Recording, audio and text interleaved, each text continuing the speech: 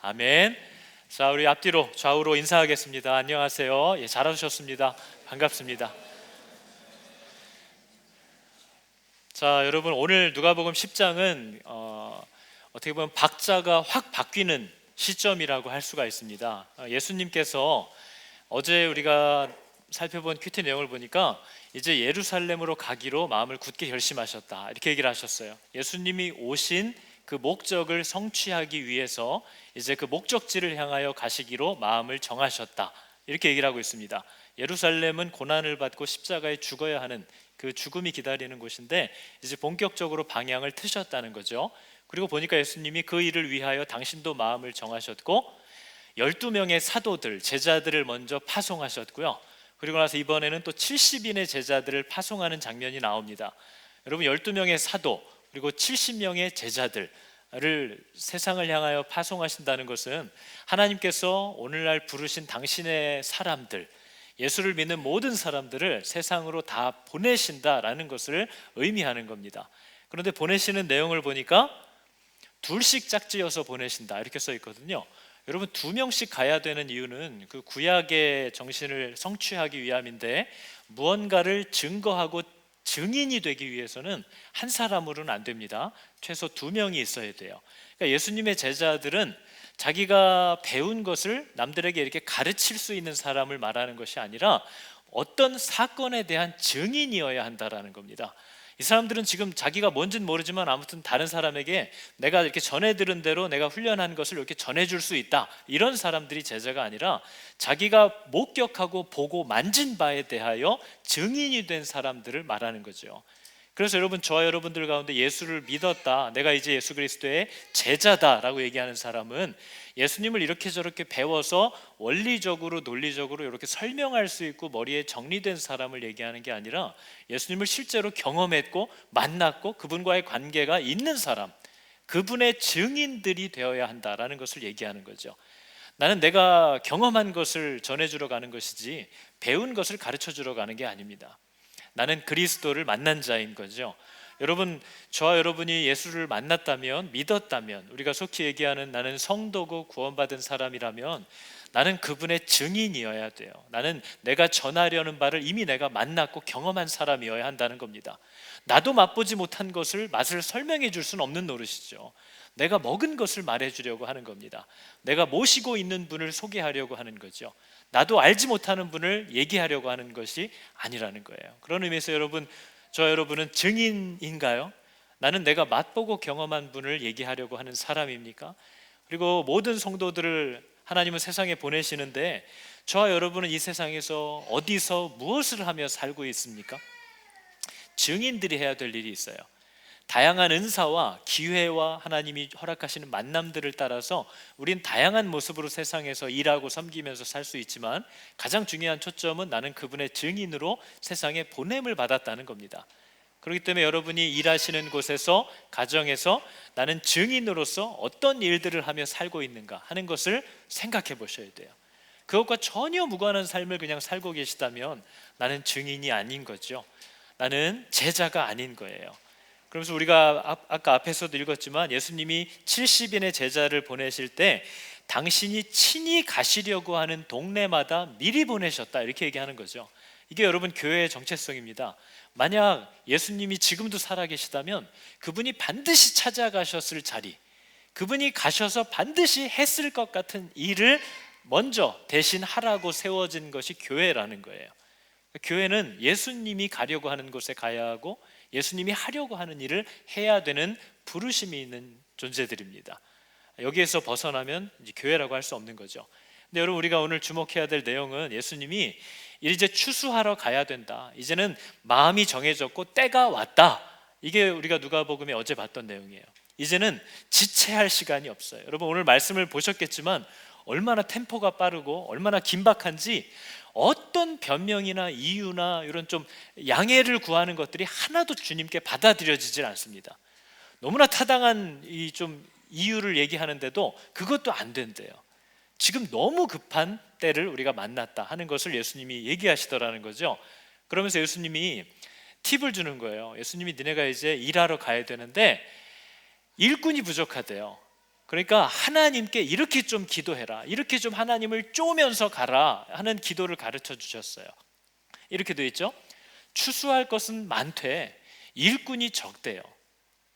그러므로 추수하는 주인에게 청하여 추수할 일꾼들을 보내주소서, 이렇게 기도해라 하고 예수님이 가르쳐 주시더라는 거죠.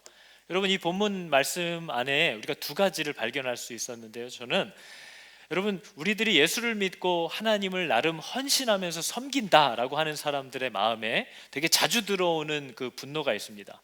나만 해, 이런 생각이 너무 많죠. 내가 해야 돼, 맨날 나만 하고 있어, 아무도 안 도와주고 왜 나만 이걸 혼자 해야 될까 하는 불평이 너무나 많죠.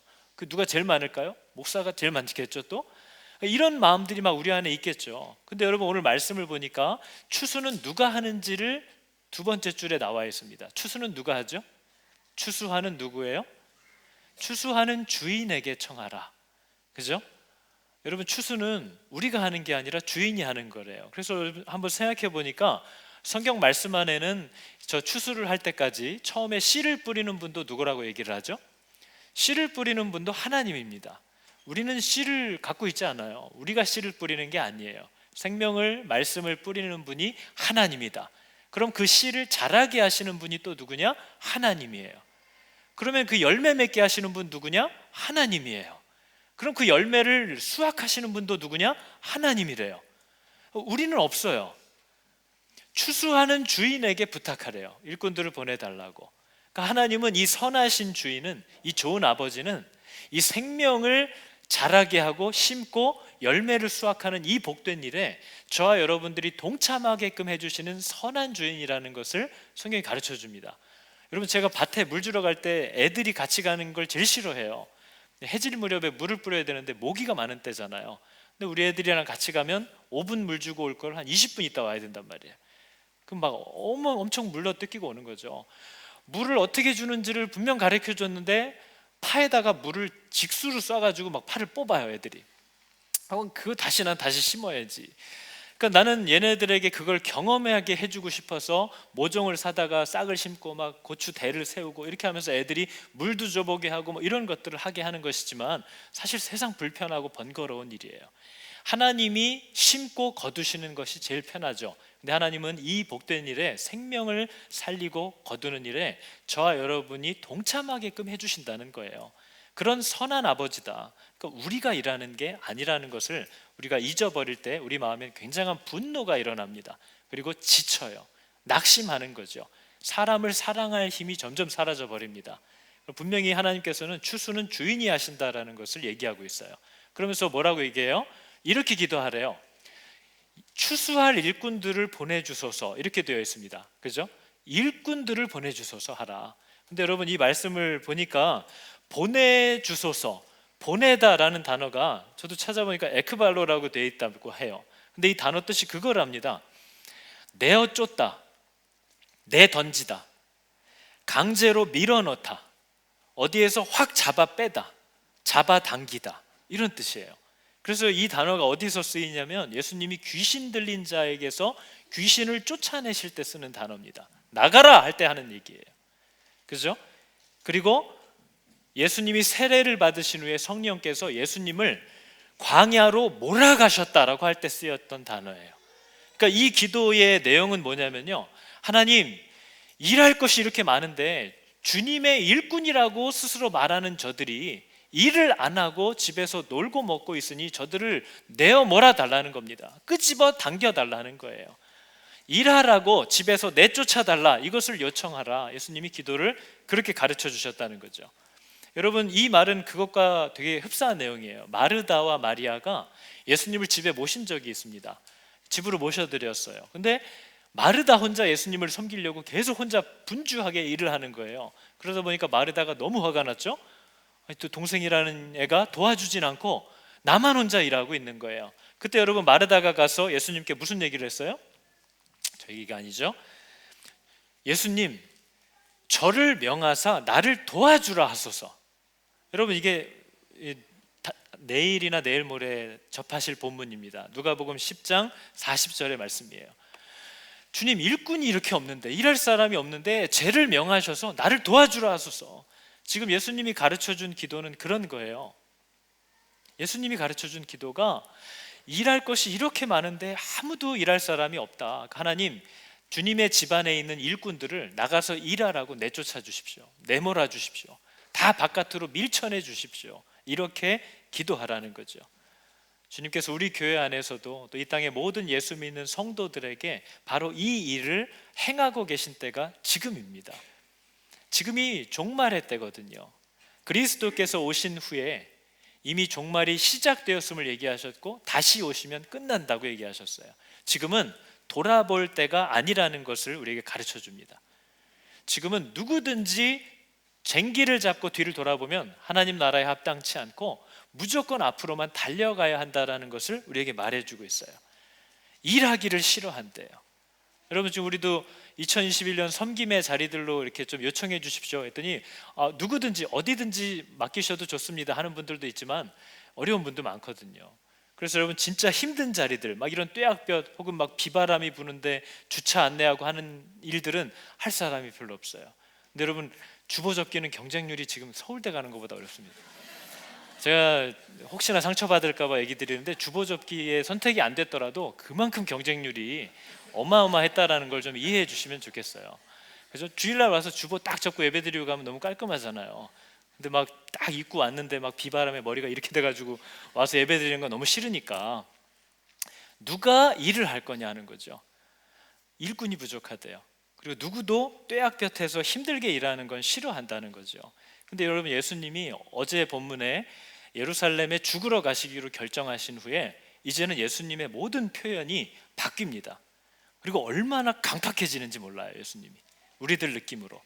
여러분, 예수님이 예전에 구약 시대에는 엘리야라고 하는 선지자가 자신의 후계자로 엘리사를 선택할 때에 나를 따라오라 했더니 엘리사가 이런 부탁을 해요. 내가 이거 밭 깔고 있었는데 소 2마리를 잡아서 잔치를 베풀어서 마을과 가족들과 이렇게 인사를 하고 따라가겠습니다. 허락했어요. 그때는 괜찮았어요. 근데 예수님 때에는요, 여러분도 오늘 말씀을 읽으시면서 오해한 분들도 아마 있으셨을 거예요. 아버지를 장사 지내고 오겠다고 하는데도 안 된대요. 이런 패역한 자식이 어디 있습니까? 아버지를 장사 지내고 오겠다고 했는데 안 된대요. 그러면서 또 뭐래요? 가족들하고 인사만 하고 오겠다고 했는데 안 된대요. 그리고 여러분, 지나가다가 아는 사람을 만나서 say hello 인사하고 이렇게 안부 묻고 가는 게 무슨 그렇게 시간이 많이 걸리는 일입니까? 그것도 안 된대요. 그래서 요즘 예수님이 하신 얘기가 뭐예요? 누가 들어도 저거는 이렇게 이해해 줄 수 있을 만한 사유들이에요, 전부 다. 그리고 하나님도 이것을 하지 말라고 하시는 게 아닙니다. 그런데 누가 들어도 아니, 그런 것도 안 된다고 할 정도로 충격적인 예를 드시는 거예요. 예수님이 나를 따르라 하셨는데 지금 이때는 얼마나 때가 악하고 긴박한지 당연한 것조차도 하러 돌아갈 수가 없는 때다 하는 것을 예수님이 우리에게 말씀하려고 하신다는 거죠. 어느 정도로 충격적이냐고 하면요, 저희 애기 엄마들한테 지금은 하나님의 나라의 일을 선포하고 하나님의 백성답게 일하기 위해서 여러분의 사랑하는 자식들의 입안에 들어가는 밥풀까지도 다시 끄집어내야 되는 때입니다, 뭐 이렇게까지 얘기하는 거예요. 그렇게 지금 충격적으로 시대가 긴박하다 하는 것을 얘기하고 있다는 거죠. 근데 이런 긴박한 때에 일할 사람도 없는데 나를 보내신다는 거예요. 그럼 여러분, 마음이 얼마나 떨립니까? 나 혼자 이게 가능할까? 내가 할 수 있을까? 근데 오늘 본문 말씀은 그런 우리의 염려가 얼마나 교만하고 얼마나 하나님을 신뢰하지 못한 불신앙이었는지를 우리에게 가르쳐 준다는 거죠. 예수님이 저렇게 얘기하셨답니다. 갈지어다 전대나 배낭이나 신발을 가지지 말아라. 전대는 지갑입니다. 지갑, 가방, 신발 이런 걸 가지지 말래요. 그리고 그 어느 집이든지 들어가면 그 집에서 머물래요. 그리고 그들이 주는 것을 먹고 마셔라. 일꾼이 그 삭슬을 받는 게 마땅하다. 너를 영접하면 앞에 차려놓은 것을 먹고 영접하지 않으면 그냥 발에 흙을 털고 나와라. 하나님의 나라가 가까이 온 줄 알라. 이렇게 계속 얘기하라는 거예요. 여러분, 뭐 지갑, 배낭, 신발을 가지지 말라 그러니까 맨발로 나가라고 한 게 아니고요. 저 뜻은 주님이 시키신 이 일을 하기 위하여 필요한 것들을 네가 예비할 필요가 없다는 뜻입니다. 네 것을 가지고 일하겠다는 뜻이 아니라는 얘기예요. 여러분도 회사에 직장에 취직하면 내가 어느 직장에 취직했어요. 그러면은 거기에서 내가 일해야 될 사무실도 내가 렌트를 얻고 컴퓨터도 내가 사고 뭐 이렇게 해야 되나요? 그 회사에서 회사가 요구하는 일을 하기에 필요한 모든 것을 다 준비해 줘요. 그죠? 하나님께서 하나님의 나라의 일을 위하여 일꾼들을 부르실 때는 그가 그 일을 감당하기 위하여 필요한 모든 것을 공급하시겠다는 거예요. 그러니까 지갑 들고 갈 필요 없고, 이거 걷다 보면 신발이 다 닳아버릴 텐데 한 켤레 더 챙겨야 되나? 아니 네가 우리 회사 일을 하다가 신발이 닳으면 내가 당연히 회사에서 공급해 주면 되지, 왜 네가 그걸 걱정하냐, 이 얘기를 하고 있는 거죠. 아무것도 챙기지 말래요. 하나님이 예비하실 거래요. 그런데 여러분, 하나님께서 예비하시는 방법이 뭐예요? 하나님을 주인으로 모시고 순종하는, 말씀에 순종하는 자들이 이 땅에 있다는 거죠. 하나님은 그들이 복음의 일을 하는 사람들, 그건 목사들만 얘기하는 게 아닙니다. 하나님의 말씀을 따라 주의 일을 하려고 하는 사람들이 있을 때 그와 동일한 마음을 가진 사람들은 그 동료들이, 형제들이 주님의 뜻을 따라 하려는 일에 몸과 마음과 물질을 다하여서 마음을 같이 한다는 거예요. 모든 것을 예비했대요. 네가 어느 마을에 들어가면 저 사람이 주님의 일을 하려고 하는구나 하는 것을 아는 믿음의 사람들이 네가 잘 것과 먹을 것을 예비해 줄 거라는 거죠. 그럼으로써 여러분, 그들은 자기가 하나님께 순종하는 생명이 있는 자라는 것을 복음의 일꾼들을 기쁘게 받아들이는 것으로 증거한다는 거예요. 그러나 그들을 전혀 무관심하게 바라보고 아무것도 돕지 않는 자들은 그들이 하나님께 순종하지 않고 하나님과 관계가 없는 사람들이라는 것을 드러내게 될 거라는 거예요. 그래서 본의 아니게 복음의 일꾼들이 어느 방향을 향하여 하나님의 뜻대로 일을 하기 시작하면 그 가운데는 하나님께 순종하는 생명의 자녀들이 누구인지가 드러나고, 하나님과 전혀 관계없이 살아가는 불신앙의 죽음의 자녀들이 누구인지가 나타난다는 거예요.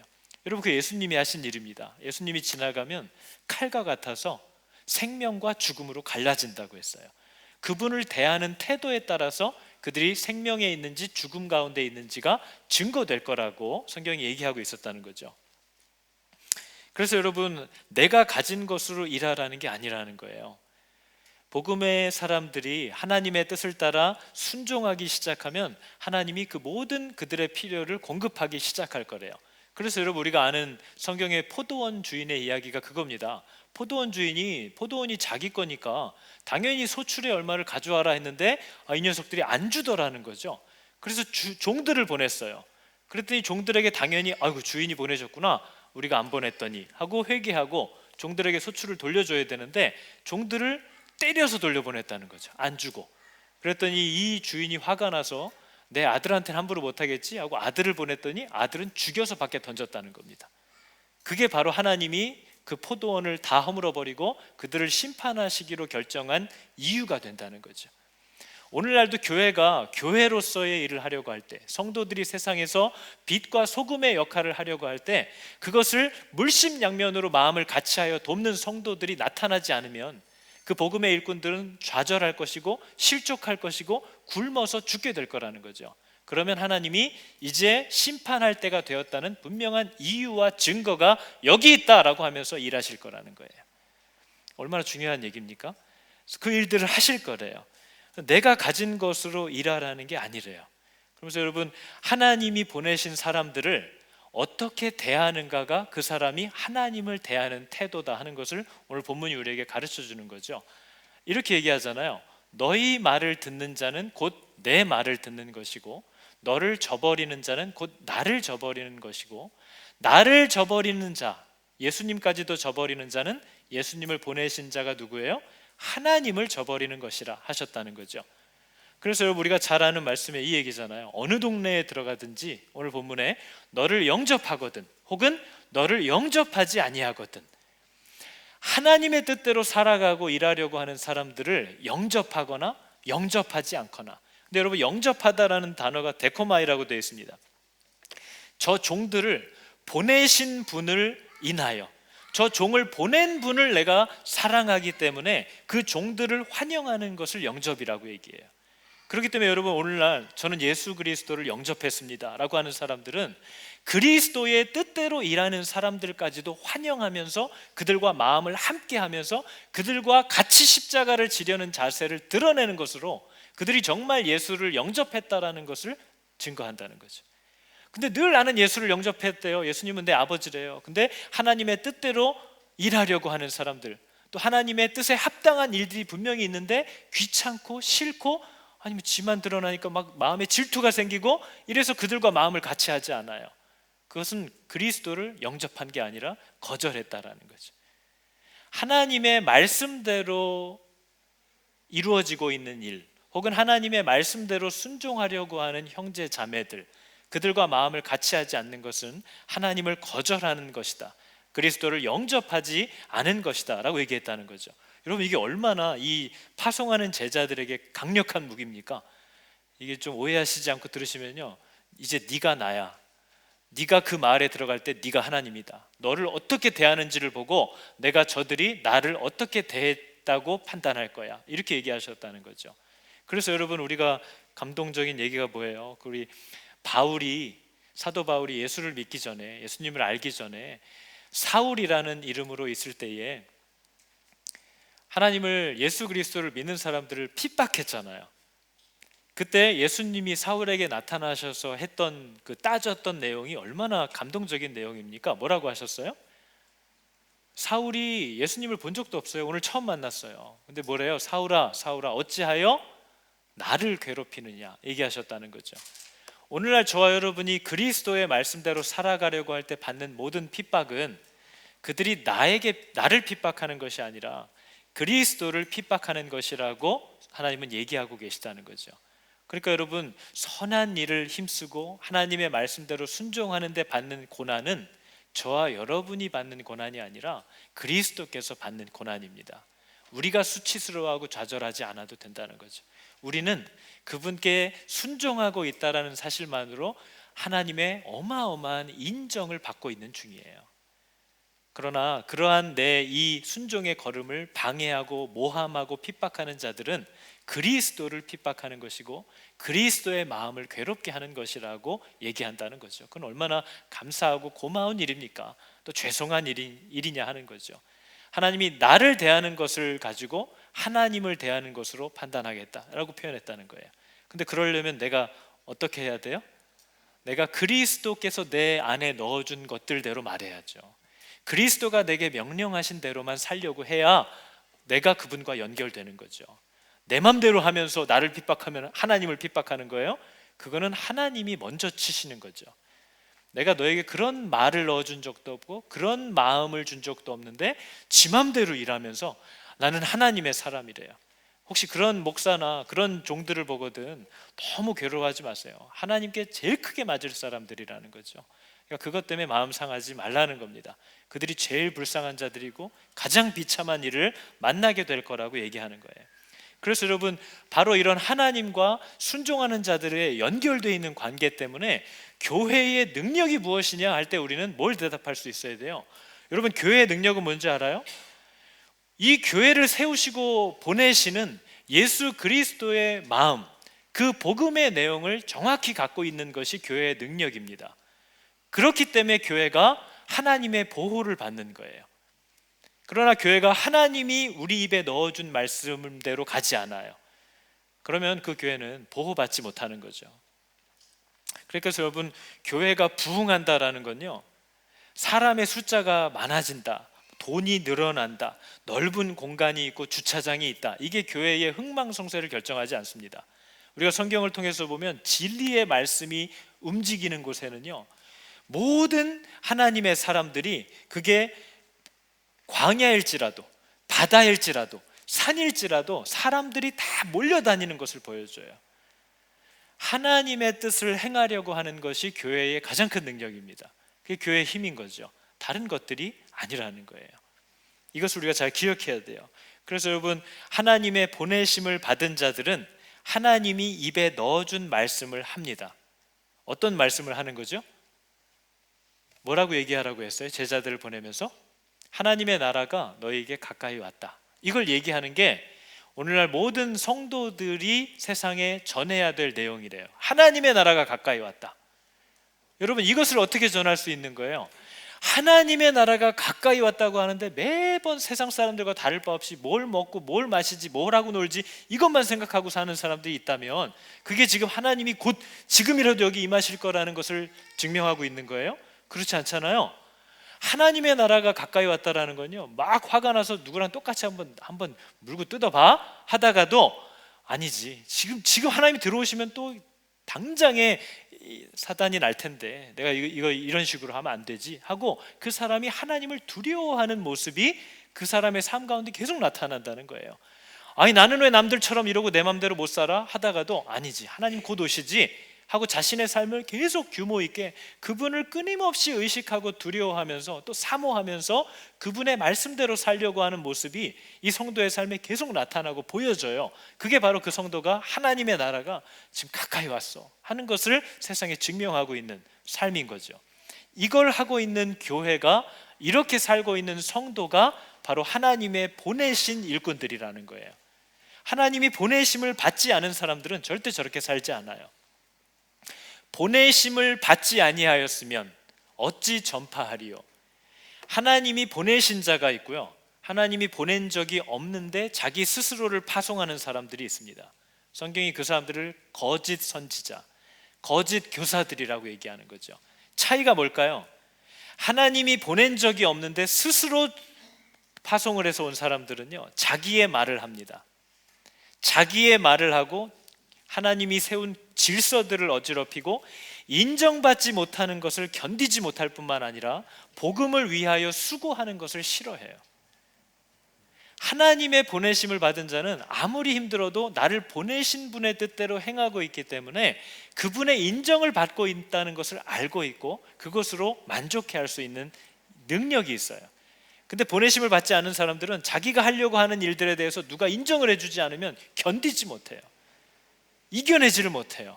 너무 분노가 일어난다는 거죠. 그리고 하나님의 말씀을 따라 고난을 받고 수고해야 되는 것을 전혀 원하지 않아요. 그게 보내심을 받지 않은 사람들의 특징이라고 하는 거죠.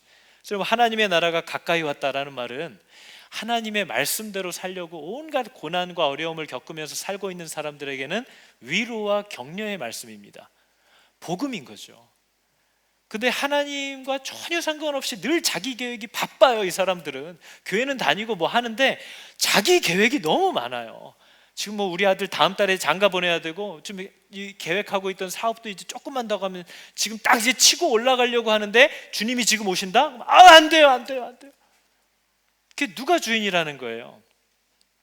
여러분, 혹시 지금 뭐 누구한테는 끔찍할 수 있지만 저와 여러분이 지금 오늘 예배 드리러 가니까 얘들아 빨리 밥 먹어 그러고 설거지도 안 하고 지금 돌아가서 설거지 해야지 이러고 왔는데 맙소사 못 돌아가게 됐어요.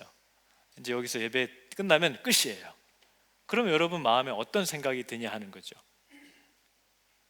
바쁘게 살아도 하나님의 증인이 되어서 말씀으로만 살아가려다가 온갖 고난과 오해와 고초를 당하면서도 또 가난을 경험하면서도 살고 있던 사람들은 지금 예수님 오신대 그러면 아멘이에요. 감사해요. 그런데 하나님의 사람이라고 얘기는 하는데 자기 계획들이 너무 많아요. 다 물론 끝에는 주를 위한 거래요. 하나님의 나라를 위한 거래요. 근데 자기가 하는 계획들이 너무 많아요. 이런 사람들은 주님의 때가 돼서 자 이제 그만 내가 갈게 라고 하면 안 돼요. 지금은 안 돼요. 아직 장가도 못 가봤어요. 애도 한번 못 키워봤어요. 이제 막 고생하다가 이제 정직원이 되려고 하는데 온갖 일들이 마음에 닿는다는 거죠. 근데 여러분, 계시록 마지막 절입니다. 뭐라고 되어 있죠? 이것들을 증언하시니가 이르시되 내가 진실로 속히 오리라 하시거늘 성도가 뭐라고 반응하더래요? 아멘. 주 예수여 오시옵소서. 마라나타. 주 예수여 아멘 오시옵소서. 주 예수의 은혜가, 다만 마음에 걸리는 거 하나는 뭐예요? 주 예수의 은혜가 모든 자들에게 있을지어다. 하나님이 나 지금 갈게 그랬을 때 오세요. 하나님 오세요. 내가 이날만 기다리면서 그동안 살아왔던 거잖아요. 내가 이것만 기다리면서 그동안 그 좁은 길들을 계속 걷고 있었고 그 낙심되고 상처받았던 마음을 추스리면서 살아오고 있었는데 내가 곧 오리라 했더니 아멘 주 예수여 지금 오시옵소서. 그러나 저 여러분의 마음은 그럴 준비가 되었냐는 거죠. 그것과 상관없이 내 세상을 만들어서 거기에 초점을 두고 살아왔던 사람들은 내가 속히 오리라 하시면 잠깐만요 라고가 나오는 거죠. 아직은 아닙니다. 여러분, 저 아멘, 주님 오십시오, 네 오세요 라고 하는 이 마음이 준비된 자들 다 되시기를 여러분 축복합니다. 갈지어다 내가 너를 보냄이 어린 양을 이리 가운데로 보냄과 같도다. 이게 지금 제자들을 보내시면서 하신 얘기잖아요. 그런데 뒤에 나오는 얘기들을 우리가 쭉 읽어보니까 결국 무슨 뜻이에요? 내가 너를 보내는 게 마치 양 한 마리를 무방비 상태인, 먹을 것도 스스로 잘 챙겨 먹지 못하는, 목자가 인도해 주지 않으면 지키지도 먹지도 자지도 못하는 양 한 마리를 이리들 가운데로 보내는 것과 같다. 그런데 뒤에 나오는 설명들을 쭉 들어보니까 그러나 다 예비하였으니 아무 염려하지 말아라 하는 걸 우리에게 얘기하고 있는 겁니다. 그죠? 여러분, 교회를 이렇게 나오고 계시는데, 그죠? 제가 만약에 여러분 자신을 언제까지 하나님께 드려야 될지 말아야 될지를 아직도 저울질하고 살고 있다면 너무나 비참한 일인 겁니다. 교회 안 오시는, 저 지금 막 횡단보도 건너고 있는 세상으로 가서 제가 여러분, 하나님께 여러분을 언제까지 드릴지 말지 고민하실 겁니까? 이런 얘기를 할 수가 없잖아요. 그들은 아예 관심이 없거든요. 근데 적어도 교회를 이렇게 오고 있는데 계속 예배를 드린다고 나와서 예배자의 행색을 보이고 있는데 자기 자신을 온전히 하나님께 드릴지 말지를 아직도 고민하고 있다면 이건 얼마나 안타까운 일이냐 하는 거죠. 이번 청년 수련회 때에서도요, 청년들에게 주제가 그거였어요. 청년회 때의 창조주를 기억하라. 우리 자신을 하나님께 완전히 맡겨드리는 거 있잖아요, 여러분. 나의 삶을 하나님께 다 드리기로 하는 거예요. 그게 얼마나 복되고 얼마나 위험하지 않은 일인지를 청년들하고 나눴어요. 그런데 여러분, 너무나 감사한 건 청년들 중에 상당수의 마음이 자기가 너무 연약하기도 하고 부족하기도 해서 좀 불안하긴 하지만 하나님이 받아만 주신다면 나 정말 나를 하나님께 드리고 싶어요 라는 마음이 이미 준비되어 있는 청년들이 너무나 많은 겁니다. 여러분, 이건 정말 귀한 일인 거예요. 그게 쉽지 않은 거거든요. 예배를 드려도 멍하고 딴짓만 하는 청년들이 너무 많은 때예요. 그런데 말씀에 대하여 목마름이 있고 나를 하나님께 드리는 것이 얼마나 큰 복인가 할 때 받아만 주신다면 나도 나를 정말 드리고 싶어요 라는 진실된 마음을 갖고 있는 청년들이 너무 많다라는 것이 귀하다는 겁니다. 근데 여러분은 우리는 왜 하나님께 내 인생을 그냥 다 확 드리지를 못하죠? 하나님에 대한 불신이 있어요. 하나님에 대한 두려움이 있어요. 뭔가 하나님을 자기 마음대로 나를 불행하게 만들 수 있는 일들도 하나님은 거침없이 해서 나를 막 어렵게만 하실 수 있는 그런 분이라는 두려움이 있어요. 근데 여러분, 하나님은 그런 분이 아니라는 거죠. 우리의 삶을 그분께 드리는 것이 전혀 어렵지 않습니다. 괴로운 것이 아니에요. 불안한 것이 아니라는 거죠. 우리 같이 이 시간 찬양할 텐데요, 하나님 나를 받아주십시오 라는 이 고백을 제가 한 청년에게 되게 미안한 일이었지만 이 기도 제목들을 이제 실제적으로 내놓고 같이 청년들이 막 기도를 해요. 그 응답을 한번 보자, 하나님이 정말 어떻게 하시는지를 한번 보자 하고 적으면서 기도를 하는데, 나를 하나님께 드리고 싶어요, 내가 하나님께 나를 드릴 수 있도록 기도해 주세요 이렇게 부탁을 했어요. 너무나 귀한 제목이잖아요. 근데 거기서 우리가 한마디를 더 하는 거죠. 하나님께 나를 드리고 싶다, 내가 나를 하나님께 드릴 수 있도록 기도해달라 하는 것도 중요하지만 네가 그냥 드려라, 이 얘기를 농담처럼 서로 낄낄대면서 주고받았거든요. 기도하지 말고 드려, 나를 드릴 수 있게 해달라고 기도하지 말고 드려. 하나님 제발 제가 숟가락으로 밥을 떠서 입에 넣게 해주시옵소서 기도하지 말고 숟가락으로 떴으면 입에 넣어라. 그건 네가 할 수 있는 거니까. 물론 두 가지가 다 필요하죠. 근데 여러분, 적어도 성도들이시잖아요. 지금 주일 예배 시간인데 다 나와 계시잖아요. 그럼 여러분, 어정쩡하게 예수를 믿지 마세요.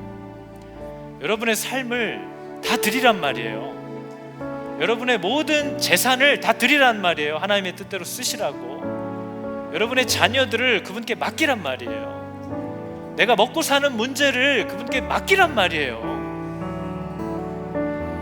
자식 때문에 하나님께 올인하지 못해요. 이게 무슨 일이죠? 그러라고 준 자식이 아닌데. 돈 때문에 하나님께 올인을 하지 못해요. 무슨 일이죠? 하나님께 올인하라고 주신 돈인데 건강 때문에 하나님께 올인하지 못한대요. 무슨 소린가요? 하나님께 올인하라고 맡긴 생명인데 그걸 다 맡기라는데 그것 때문에 맡길 수가 없대요. 그게 우상 숭배인 거예요. 그게 쟁기를 잡고 뒤를 돌아보기 때문에 너는 하나님의 나라에 합당치 않다라는 말을 듣는 자들인 거예요. 여러분, 우리의 삶이 어디서부터 온 거예요? 하나님께서 주신 거잖아요. 그러면 그분께 다 드리라고요. 그리고 그분을 따라서만 살라고요. 그게 힘든 삶이 아니라니까요. 여러분들이 그렇게 돈과 자식과 다른 것들을 통해서 얻으려고 하는 행복이 하나님께 나를 맡길 때 그 안에서 찾아질 수 있는 거라고 그렇게 얘기를 하고 계시는 거죠. 그런 은혜 주시기를 바랍니다. 여러분, 말씀 제목이 뭐였어요? 이제 다 일하러 가라. 이제 다 일어나. 지금 때가 너무나 가까웠다. 뭐 상처가 있어요, 뭐 있어요, 뭐가 시간이 안 돼요. 내가 얼마나 바쁘게 살고 지쳐있는데 취미생활 정도는 허락해 주셔야죠. 그거 다 안 돼. 아무것도 안 돼. 화장실도 가지마. 지금 이러는 판이에요. 따라와. 나를 따르라. 나를 따르라. 쟁기를 들려줬는데 자꾸 뒤를 돌아보냐. 지금 너무 급하다. 너를 나에게 주라는 거예요. 어떤 이유도 되지 말래요. 나를 따르라 했을 때 그물을 버리고 배를 버려놓고 따라오래요. 가족들하고 인사도 하지 말래요. 오래요. 빨리 지금 내가 오라고 할 때 오래요. 여러분, 이 말을, 이 부르심을 잘 기억하시기 바랍니다. 나의 맘 받으소서. 오셔서 주님의 처소 삼으소서. 우리를 다 드릴 수 있기를 축복합니다. 나의 맘 받으소서. 오셔서 주님의 짐을 삼으소서.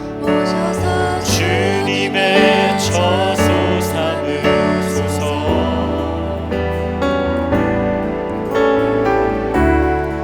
나의 전부이신 주여 내 맘을 받아주소서. 나의 맘 받으소서. 나의 맘 받으소서.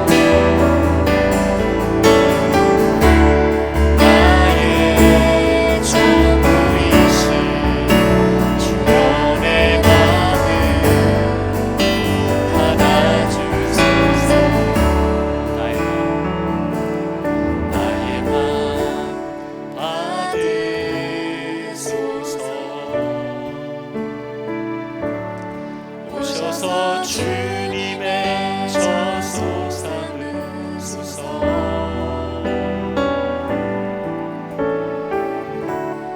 나의 전부이신 주여 내 맘을 받아주소서. 주여 내 맘을 받아주소서. 주여 내 맘을 주여 내 맘을 받아주소서. 주여 내 맘을 받아주소서. 이 시간 기도할 텐데 여러분 이 기도를 꼭 하셨으면 좋겠습니다. 하나님, 나를 주님께 드립니다. 이 땅에서의 남은 모든 시간이 다 주님의 것이고 이 땅에서 내게 허락하신 모든 것이 다 주님의 뜻대로 사용되어질 수 있다고 하나님 앞에 내가 확인합니다. 하나님, 나를 다 드리니 하나님 나를 받으시고 하나님의 원하시는 대로 사용하시옵소서. 나를 이끌어 주시옵소서. 우리 같이 기도하도록 하겠습니다. 하나님, 성도가 제자가 그리스도를 따르지 못하는 너무나 답답하고 어려운 시대를 우리가 살아갑니다.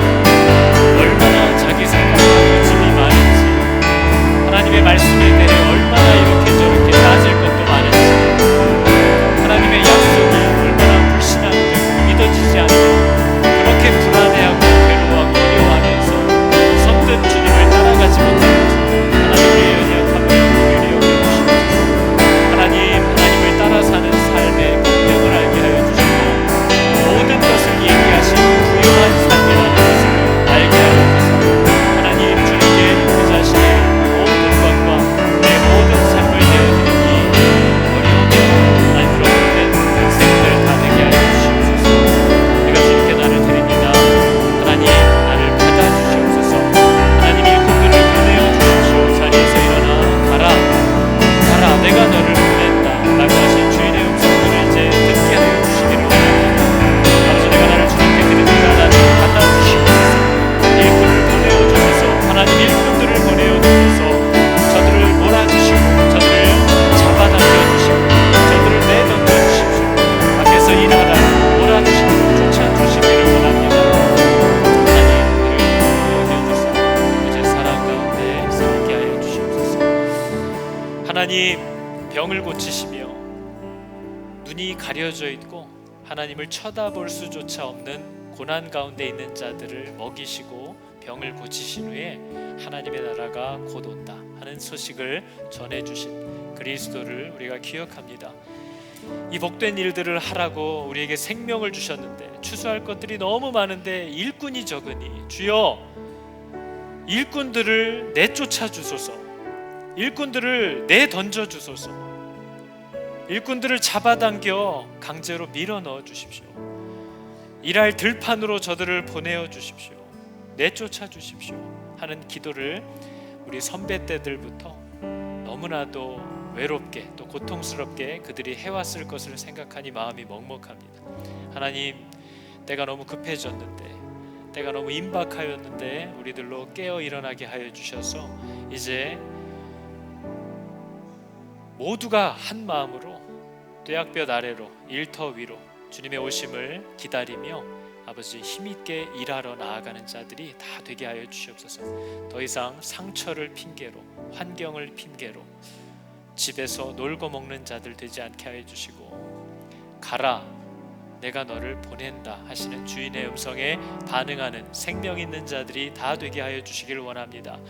그들에게 약속하신 대로 필요한 모든 것들을 공급하여 주십시오. 하나님의 신실하심을 기억합니다. 하나님, 청년들에게도 또 오늘 모든 성도들에게도 하나님께 인생을 드리는 것이 전혀 후회될 일이 아니다. 하나님이 우리가 찾던 그 가장 큰 행복과 기쁨을 그 안에 두셨다라고 전하였습니다. 하나님께서 그것을 증거하여 주시옵소서. 여호와는 내게 복을 주시고 너를 지키시기를 원하며 여호와는 그의 얼굴을 비추사 은혜 베푸시기를 원하며 여호와는 그 얼굴을 너희에게로 향하여 드사 평강 주시기를 원하노라. 아멘.